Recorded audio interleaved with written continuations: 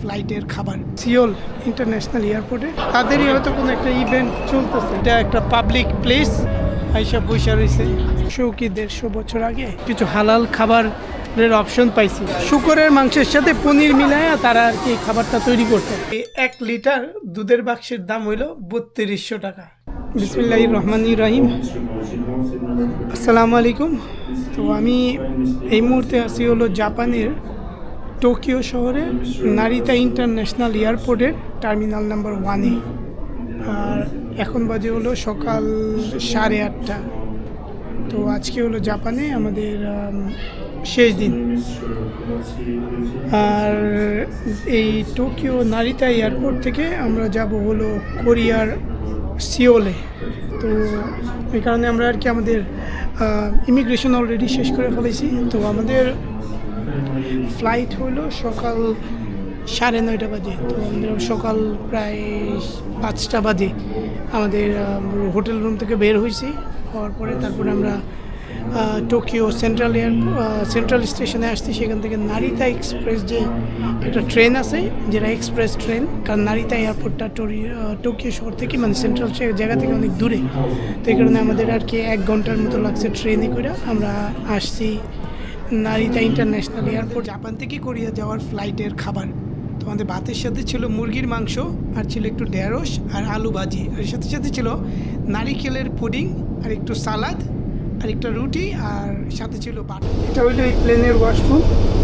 এখানে ছোটো একটা সিঙ্ক আছে, এখানে টিস্যু পেপার, এখানে ময়লা ফেলার জায়গা, আর ছোটো একটা ওয়াশরুম, এখানে কমোড, আর এতটুকুই হলো এই ওয়াশরুমটা। আমি এখন আছি হলো সিওল ইন্টারন্যাশনাল এয়ারপোর্টে। তো আমি জাপান থেকে এখানে আসতে আমাদের ফ্লাইটটা লাগছে হইলো প্রায় 2 ঘন্টা, মানে 2 ঘন্টা 17 মিনিট। খুব একটা দূরে না।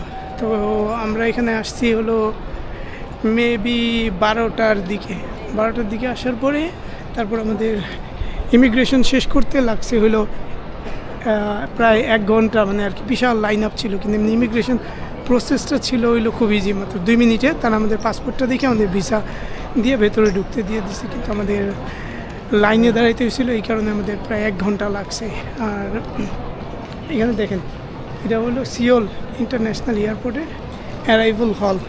তো এখানে বিশাল একটা মনিটর আছে, মনিটরটার মধ্যে কিছু একটা দেখাচ্ছে। আর ওই পাশে 2টা আরও বড় বড় মনিটর আছে, যেটাতে তারা বিভিন্ন ফ্লাইটের স্ট্যাটাস দেখাইতেছে। তো আমি বের হওয়ার পরে আমি আমার সিমটা অ্যাক্টিভেট করছি, আবার কিছু কারেন্সিও কনভার্ট করছি। আমি $1 ইকুয়াল টু 1400 কোরিয়ান কারেন্সি পাইছি। তো এখানে আরেকটা কারেন্সি কনভার্টের দোকান আছে, তো এরকম দোকান ওইখানেও আছে। এই বাদে এই সাইডটা দেবেন, অ্যারাইভাল হল থেকে বের হওয়ার পরে এই সাইডে কিন্তু অনেকগুলো সিমের দোকান দেখতেছি, প্লাস সিমের দোকান দেখতেছি। তো আমি যদি অনলাইনে সিমটা না কিনতাম, হয়তো আমি এখানে সিম কিনতাম। তো আমি জাপান থেকে সিমটা ইনস্টল করে নিয়ে আসছিলাম, এখানে আইসা অ্যাক্টিভেট করছি। আমি দেখছি আমার ইন্টারনেট কাজ করতেছে। এয়ারপোর্ট থেকে বের হইয়া উবার কল করছি। তো উবার, আমি যতটুকু জানি কোরিয়াতে উবার হইলো রেগুলার যে ট্যাক্সিগুলো থাকে সেগুলোই। আমি জাপানে ওই একই জিনিস ব্যবহার করছি। তো আমার অ্যাপে দেখাইতেছে আমার ট্যাক্সি আসতে লাগবে 3 মিনিটের মতো, আর আমার একটা লোকেশন দিয়ে দিছে। তো এখানে প্রত্যেকটা ট্যাক্সির স্ট্যান্ডের সামনে এই যে এই ধরনের নাম্বার দেওয়া থাকে, 8D, তারপরে 6C, 7D, এই ধরনের নাম্বার দেওয়া থাকে। তো আমার নাম্বারটা দিছে হইলো 10C। তো আমি এখন 10Cর দিকে হাঁটতেছি।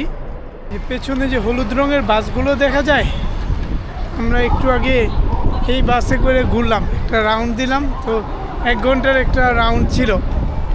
তো যেটা হয়েছে যে এই বাসটার টিকিট আমাদের পড়ছে হইলো বাংলাদেশি টাকায় প্রায় 2000 টাকার মতো। কিন্তু তারা এই সিওল শহরের মধ্যে কিছু জায়গা, মানে দেখা গেছে একটা এরিয়ার আশপাশ দিয়েই ঘুরায় নিয়ে আসতে। তো আর কি অনেক বেশি জায়গায় যায়নি। তো যে জায়গাটাতে তারা গেছে হয়তো আমরা পায়ে হেঁটেই সেই জায়গাগুলোতে ঘুরতে পারতাম। শপিং মলটার নাম হইল ডংডাইমুন শপিং প্লাজা। তো আমার উচ্চারণটা হয়তো একটু ভুল হইতে পারে, তো এই কারণে আমি আর কি উচ্চারণটা নামটা বলতে চাই নাই, কিন্তু আমি হয়তো নিচে লিখে দিব নামটা। আর এখানে অনেকগুলো ভেতরে খাবারের দোকান আছে, তারপরে এখানে শপিং করার জন্য অনেকগুলো দোকান আছে। তো এখানে আর কি আমি যেটা অনলাইনে চেক করছি যে এটা আর কি অনেক বড় একটা শপিং মল। তো আমি এখন এই শপিং মল থেকে বের হয়ে যেতেছি। এখানে কিছুক্ষণ হাঁটাহাঁটি করছি, আর আমার এই যে বাসটা আমি নিয়েছিলাম সিটি ট্যুর, সেই সিটি ট্যুরের বাসের জন্য এটা ছিল ফার্স্ট স্টপ। তো এটা হলো এই শপিং মলের নাম DDP মার্কেট। 분이랑 가위바위보를 하시는 분, 두 분 나오시면 됩니다. 총 3분 맞죠? 이 가위바위보 보통 다 쓰고 나가요.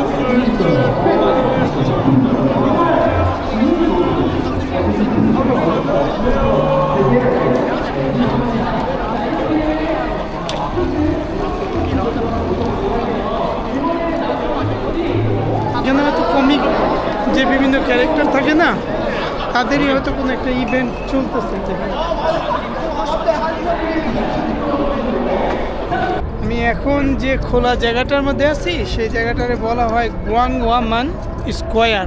তো আমি আর কি আমার ভিডিও আপলোড করার সময় এই জায়গাটার নাম আমার ভিডিওতে দিয়ে দিব। তো এই ভিডিওটা মানে এই জায়গাটার ঘটনা হইলো, এটা একটা বিশাল বড় স্কোয়ার, মানে এটা একটা পাবলিক প্লেস। এখান থেকে হয়তো একেবারে শেষ মাথা পর্যন্ত প্রায় হয়তো হাফ কিলোমিটার থেকে 1 কিলোমিটার পর্যন্ত লম্বা একটা খোলা জায়গা। আর এখানে আমি ওই সাইডটাতে দেখছি অনেক মানুষ আর কি শুয়ে আছে। তো এখানে অনেক মানুষ আর কি একসাথে একত্র হয়েছে। এখানে অনেকগুলো কফির দোকান আছে, রেস্টুরেন্ট আছে আশেপাশে। আজকে দুপুরে যখন আমরা এয়ারপোর্ট থেকে এই সিটিতে আসছি, তখন আমাদের সময় লাগছে হইলো উবারে করে প্রায় 1.5 ঘন্টার উপরে, মানে 1 ঘন্টা 45 মিনিটের মতো লাগছে। আর আরেকটা জিনিস আমি রিয়ালাইজ করছি, সেটা হইলো যে এই সিওল যে শহরটা, মানে যে নামটা সিওল, আমরা বলি আর কি সিওল, কিন্তু আমি আসার পরে দেখছি যে এইখানে এই কোরিয়ার মানুষ তারে বলে সোল। তো আর কি এটা আমি জানি না এক্স্যাক্টলি রিয়েল নামটা, মানে আসল নামটা কি সিওল নাকি সোল হবে, মোস্ট প্রবলি সোলই হবে। আর আরেকটা জিনিস হলো যে এয়ারপোর্ট থেকে আমরা আসছি এখানে, সেই এয়ারপোর্টটা কিন্তু এই সোলস শহরের মধ্যে না, মানে এটা এখান থেকে অনেক দূরে। কারণ মানে এটা হলো আরেকটা শহরের মধ্যে পড়ছে, যেই শহরটার নাম মোস্ট প্রবাবলি মানে আর কি উচ্চারণটা এরকম হবে ইনচেওন কিংবা এরকম কিছু একটা, মানে আর কি উচ্চারণটা আমি বারবার বলতেছি যে কোরিয়ার অনেক কিছুই আমি ঠিকঠাক মতো উচ্চারণ করতে পারি না। এই আশেপাশের যে বিল্ডিংগুলো আছে না, এই বিল্ডিংগুলোর মধ্যে অনেকগুলো আছে হলো বিভিন্ন সরকারি বড় বড় অফিস।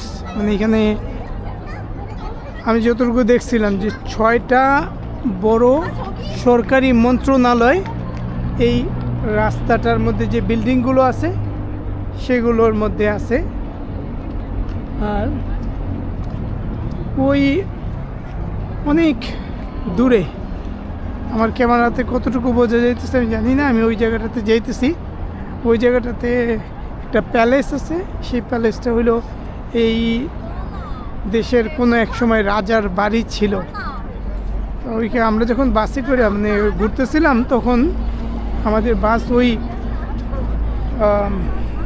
বাড়িটার চারদিকে নিয়ে গেছিলো। আমাদের বাস ওই বাড়িটার চারপাশে ঘুরায় আমাদেরকে নিয়ে আসছে।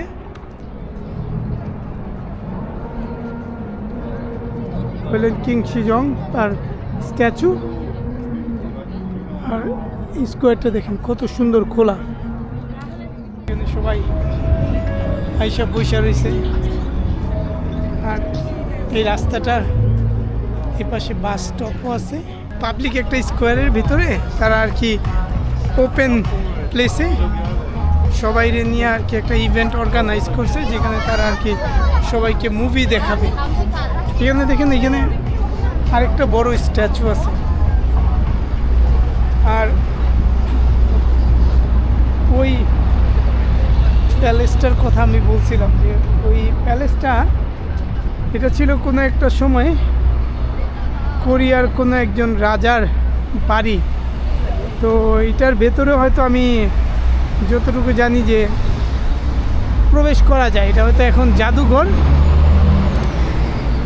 তো এখানে আমি একটু আগে যখন আসছিলাম বাসে করে, তখন আমি দেখছি অনেক মানুষ এটার ভেতরে যাইতেছিল, কিন্তু মনে হয় 5টার পরে আর কি বন্ধ হয়ে যায়। এটাতে আছি, সেটা আজকে থেকে প্রায় 100 কি 150 বছর আগে কোরিয়ার যে ওই সময় রাজা ছিল, যে আর কি সম্রাট রাজা, সেই রাজার বাড়ি ছিল। তো এখানে আর কি আশেপাশে অনেক গাছপালা, ওইখানে একটা বড় দরজা আছে। তারপর এখানে এই পেছনের বাড়িটা যেমন অনেক বড় একটা বাড়ি, আর এই বাড়ির স্ট্রাকচারটা হইলো, বাড়ির যে ওয়ালগুলো আছে, ফ্রেমগুলো, এই ফ্রেমগুলো কাঠ দিয়ে বানানো। তো আর কি বিশাল একটা জায়গা নিয়ে এই বাড়িটা, এখানে দেখার মতো মোটামুটি অনেক কিছুই আছে। প্যালেসটাতে আসতে আমার একটা টিকিট কেনা লাগছে, আর এই টিকিটটার দাম পড়ছে হইলো কোরিয়ান 1000 টাকা, যেটা আর কি আমি কনভার্ট করে দেখছি বাংলাদেশের টাকার মধ্যে। এটা পড়ে হলো 80 টাকার মতো। এখানে একটা পাহাড়ের মতো জায়গা আছে, তো আমি পাহাড়ের উপরে বাড়িটাতে উঠতেছি। তো এই 80 টাকা দিয়ে আমার আর কি মনে হয়েছে ভালো, এই জায়গাটা অনেক সুন্দর দেখতে। প্লাস কেউ যদি 65 বছরের উপরে হয়, তাহলে এই বাড়িটাতে, মানে এই রাজার বাড়িটাতে এন্ট্রি ফি হইল 0, মানে ফ্রি। তখন আর কি তার কোনো টাকা লাগবে না। এখানে অনেক গাছপালা আছে, অনেক অনেক মোটামুটি আমার কাছে এই জায়গাটা অনেক সুন্দর লাগছে। এটা হইলো কোরিয়ার সোল শহরের সিটি হল যে আছে, সিটি হলের আশেপাশে। আমার পেছনে যে ঘরটা দেখা যাইতেছে, এই ঘরটা হয়তো ওই সময় ছিল রাজার রাজ দরবার, কারণ আমি ভেতরে একটা বিশাল সিংহাসন দেখতেছি। তো এখানে যদিও এই ঘরের ভেতরে আমাদের প্রবেশ করাটা অ্যালাউড না, কিন্তু আমরা আর কি এই পর্যন্ত আসতে পারি। তো এই আমি এখানে দেখাই, এখানে ঘরের উপরে দেখেন মাশাআল্লাহ কত সুন্দর কারুকাজ ছাদের উপরে। এগুলো সব কিন্তু বানানো হয়েছে কাঠ দিয়ে, মানে এই পিলারগুলি, দরজাগুলি কাঠ, পিলারগুলিও সব মাশাআল্লাহ কাঠের। আমার পেছনে যে গেটটা দেখা যায়, এই গেটটা আজকে থেকে অনেক বছর আগে, মানে প্রায় 600-700 বছর আগে এই সিওল শহরের গেট ছিল, মানে মেন গেট ছিল। আর ওইখানে একটা বোর্ডের মধ্যে এই কথাগুলো লেখা আছে যে একটা সময় এই সিওল শহরটা ছিল একটা মানে দুর্গ। তো এই দুর্গের চারপাশে ছিল অনেক বড় বড় ওয়াল, অনেক মোটা ওয়াল, আর এই গেটটা ছিল ওই দুর্গে প্রবেশ করার একটা, মানে 8টা না কয়টা গেটের মধ্যে একটা গেট।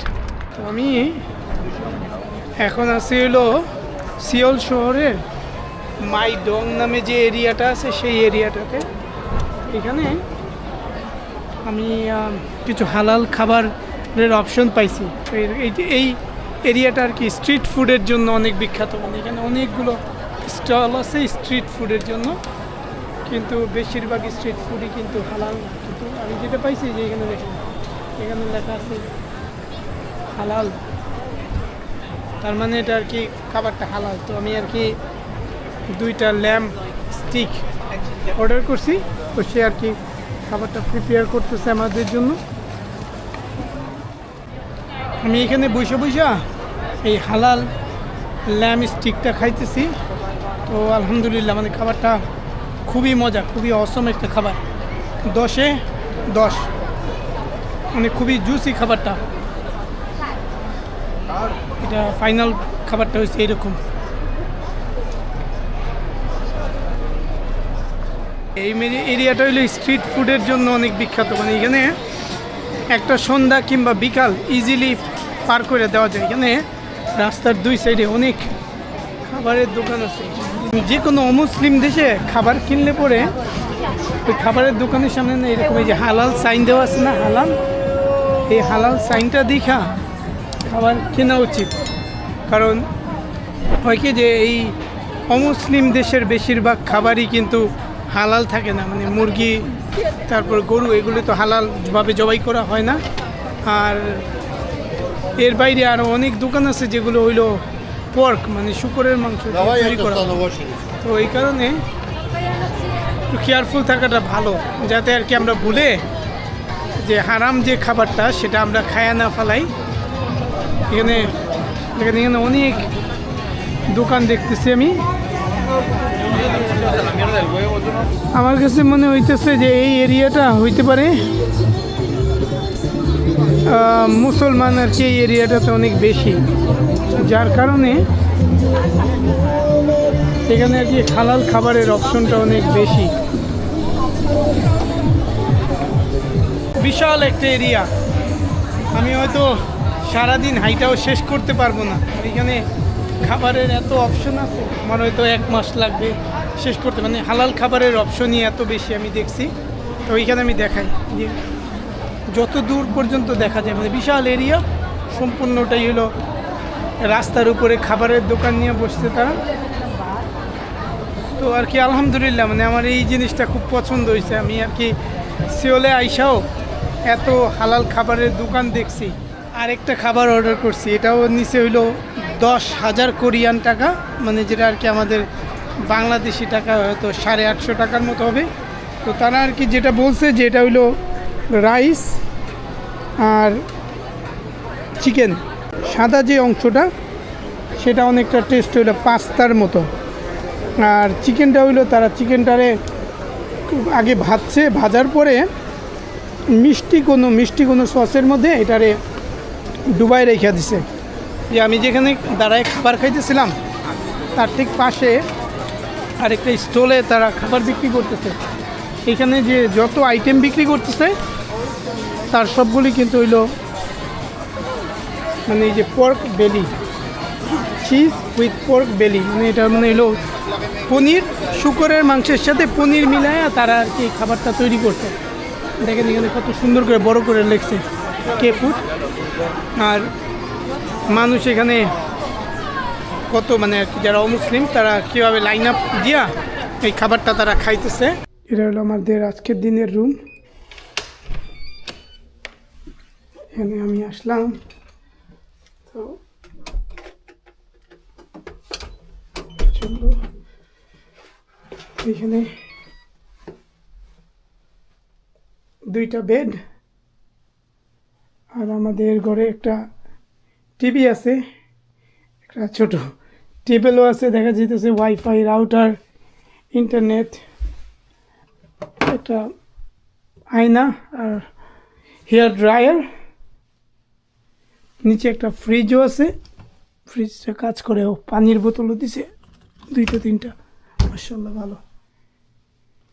তো একটা হইলো ওইখানে ডাবল বেড আর একটা সিঙ্গেল বেড, মাশাআল্লাহ এটা খুব ভালো।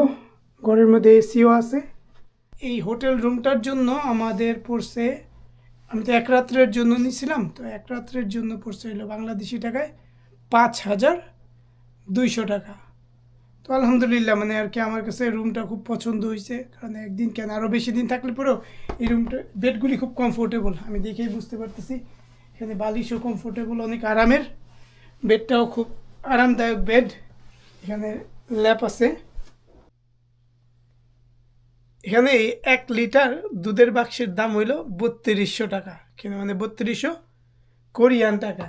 ঘটনা হয়েছে কোরিয়ান টাকা 3200 শুনলে মনে হয় যে 3200 টাকা মানে 3200 টাকা, অনেক টাকা, কিন্তু বাস্তবে এই 3200 টাকা মানে কিন্তু খুব একটা বেশি টাকা না। মানে কোরিয়ান 1000 টাকা, মানে এই যে এইখানে আমার কাছে নোটগুলি আমি দেখাই, কোরিয়ান 1000 টাকা। এই 1000 টাকার একটা নোটের দাম হইল মাত্র বাংলাদেশি টাকায় 82 টাকা, মানে কোরিয়ান টাকা আর কি হিসাবে তারা আমাদের চাইতে, মানে তাদের টাকা তো মানে আমাদের চাইতে বেশি দামি, কিন্তু তারপরে মানে আর কি তাদের এই পরিমাণ টাকা ছাপা হয়েছে, যেখানে এই 1000 টাকার তাদের 1000 টাকা, আমাদের হলো 82 টাকা। আর এই যে এটা হলো তাদের 10,000 টাকা, কিন্তু এই 10,000 টাকার ভ্যালু হইলো বাংলাদেশি টাকায় মাত্র 800 টাকা। আমার কাছে আরেকটা 5,000 টাকারও নোট আছে। তো আর কি এই প্রথমে যখন আমি আর কি এখানে আসছি, আসার পরে যখন তারা আর কি এইরকম বড় বড় নোট দিছে আমি খুব অবাক হয়ে গেছি। আমি কয়েকটা জায়গায় ঘুরতে গেছিলাম, যখন দেখছি যে তারা যেমন এন্ট্রি ফি বলছে 1,000 টাকা, তো আমি বলছি 1,000 টাকা এন্ট্রি ফি তো অনেক। তো আমি আর কি প্রথমে ওই জায়গায় যাইতে চাইনি, এরকম হয়েছে, কিংবা ওই জিনিসটা কিনতে চাইনি, 1,000 টাকা দিয়ে এত দামি একটা জিনিস কিনুম। কিন্তু পরে হিসাব করে দেখি এটার দাম তো মাত্র বাংলাদেশি 82 টাকা। তো তখন আমি কিনা ফেলাইছি। তো আর কি নাম্বারটার কারণে অনেক আর কি এটা অনেক ভয় ভয় লাগে যে এই যে 1 2 3 4 5 মানে 10,000 টাকার একটা নোট, এটা যদি কেউ বলে যে এটা খরচ করতে হবে তখন একটু বুকে লাগে যে 10,000 টাকা খরচ করে ফেলতেছি। কিন্তু এই 10,000 টাকা দিয়ে আসলে তেমন খুব একটা বেশি কিছু হয়তো খাওয়া যাবে না।